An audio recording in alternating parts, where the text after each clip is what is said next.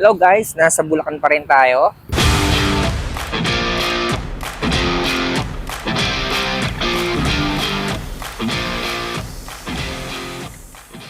At ngayon naman po ay pupuntahan natin yung isang sikat na kainan dito sa Bulacan. Nagabi lang nagbubukas. Okay, tignan nyo kung ano to guys. Let's go! Ayan, kung nakikita nyo guys, ihawan po ito. So nakita lang namin to sa Facebook. Sakto malapit kay Mama sa Bulacan. Kaya pinuntahan namin ngayon. At ito yung mga choices ng iihawin sa kanila, oh. Ayan, oh, napakahaba ng grill, oh. Sobrang dami ng baga at for sure na maraming maluluto nito. Kaya kahit kaka-order mo lang, pwede nang maipila kaagad yung sayo. And syempre, merong kainan sa loob, oh. Napakahaba, napakadaming tao. Magkabilang sides ang pwede mong makainan dahil may mga lamesa dito. Ayan, papwesto na tayo. Nakapwesto na kami ng mga pamangkin namin. Okay ka dyan, ate? Ayan. Mga order namin. So, by the way guys, ang tawag dito sa lugar na to ay Ryzen Grill House. Ayan. Pinupuntahan ng mga taong sabik sa ihaw. Ito si Kuya Ryzen, guys. Ayan. Sa kanya pinangalan itong grill house. Marami kumakain dito guys. Nakita nyo naman dun sa loob. Nasa kabilang side kami eh. So, punuan din. So, dapat mauna ka dito kung talagang gusto mong makakain. Yes! MJ, ito yung pamangkin kong isa sa side ng asawa ko. Kahit di pa kami kumakain, mukhang busog na.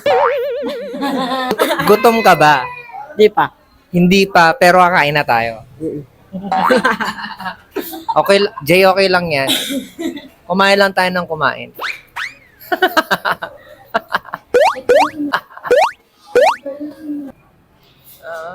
Busy sila, oh. Daming order, oh. Ayan, dumating na nga. Oh, ayan na. Table 1, anim na kanin. Ito na yung suka. Ayan, suka. Ito ka, Jenny. Anim po.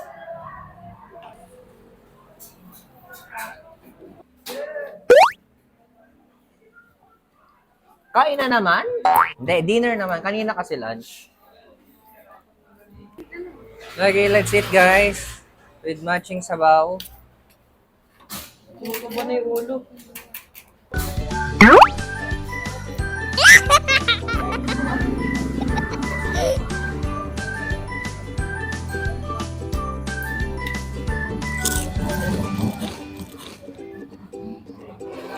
Harap.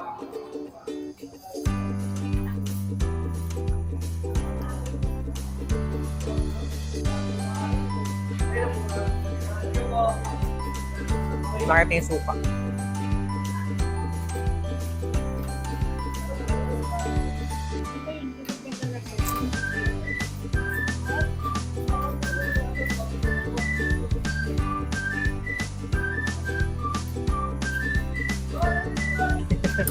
Isaw ng baboy.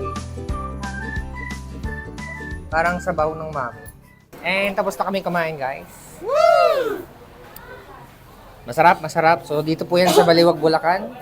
Sa may barangay Makinabang. Taga Muntinlupa po ako, pero nakarating kami dito. Pero syempre, may dinalaw kasi kami. So, dinaanan na rin namin to. And maayos po siya. Good po siya. Marami pong tao, oh. Hindi nawawala yung tao dito, okay? So, shoutout po sa Ryzen Grill House. Okay na? Nabusog ka na ulit? Yung busog daw siya pero ang daming nakain. Hindi pa daw siya gutom pero marami nakain. Nakadalawang Okay lang yan. Ano pag gutom pa? Thank you for watching.